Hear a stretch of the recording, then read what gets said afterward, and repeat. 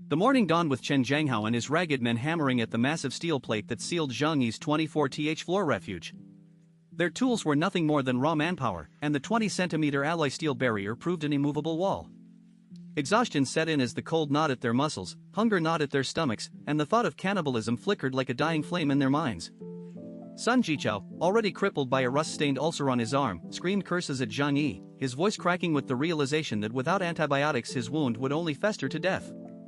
Amid the despair, a neighbor's voice rose above the howling north wind, pointing out the small balcony that protruded from Zhang Yi's apartment. "There's a floor-to-ceiling window," the neighbor shouted. "Maybe you can break in through there." The suggestion ignited a frantic surge of hope. A dozen or more desperate residents vaulted onto the balcony, leapt across a 15-centimeter gap, and began battering the French-style glass with whatever they could find. Their fists and makeshift tools rang against the pane, bang, bang, bang, echoing through the freezing air, yet the glass held firm, its bulletproof layers refusing to yield. Inside the sealed metal box, Zhang Yi watched the spectacle with a detached calm. He reclined on a white chaise lounge, a steaming cappuccino in hand, and the fire in the hearth crackled beside him. The coffee table was a mountain of half-eaten snacks, chips, pizza, roast chicken, noodles still warm from his recent meals.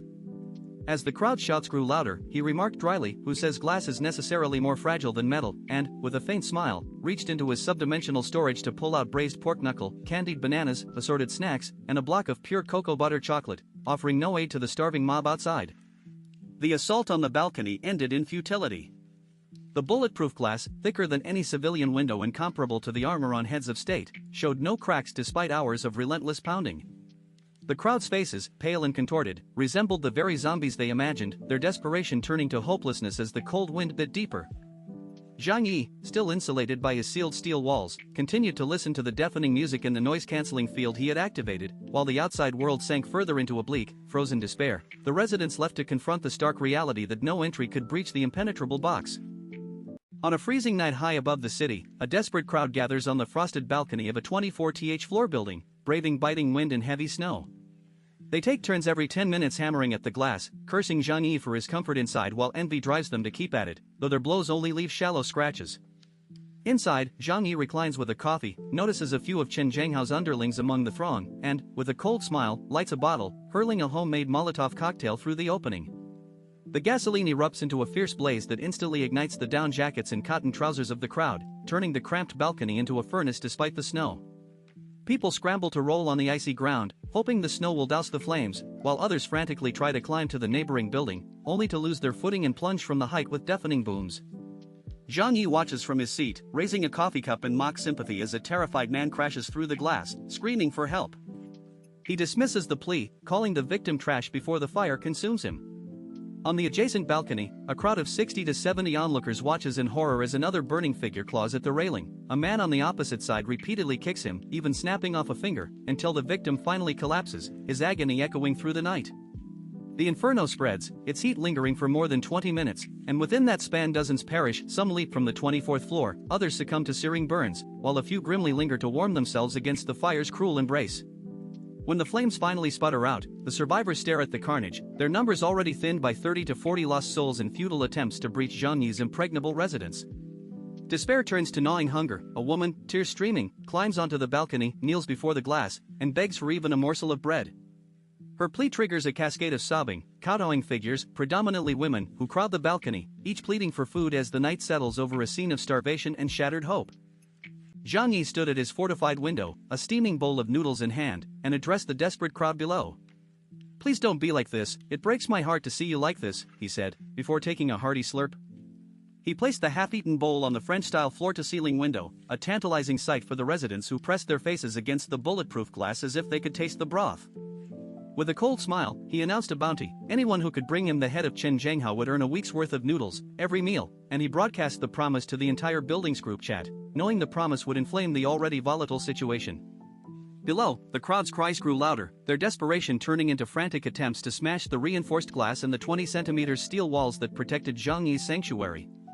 Their efforts were futile, the glass proved unbreakable, and the steel walls held firm.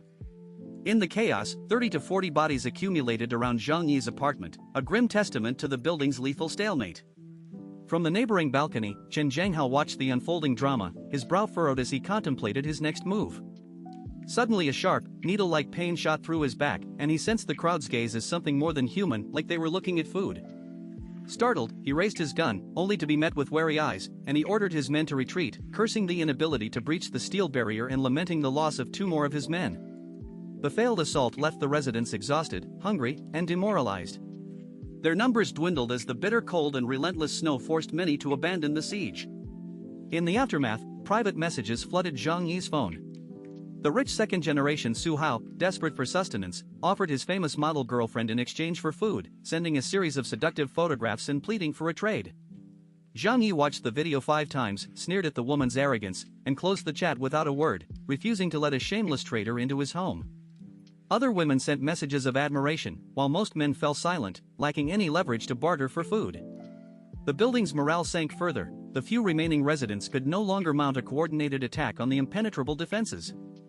As darkness fell earlier than usual, the temperature dropped another 10 degrees, and the television broadcast a thin veneer of optimism about the snow disaster's improvement.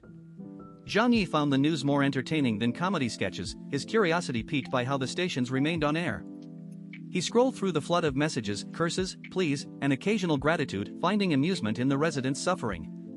He even mocked those who had lost family members, offering sarcastic congratulations for their funerals, his tone dripping with contempt. The relentless stream of despair and the stark contrast of his warm, well-stocked apartment deepened his isolation, reinforcing his belief that the outside world was nothing but a chaotic, starving mob. In the quiet of the night, a faint movement caught Zhang Yi's eye on the balcony. Wrapped in heavy snow, a small group hurriedly dragged charred corpses, their voices trembling as they claimed they were merely moving the bodies. "We're not here to mess with you," they stammered, avoiding his gaze.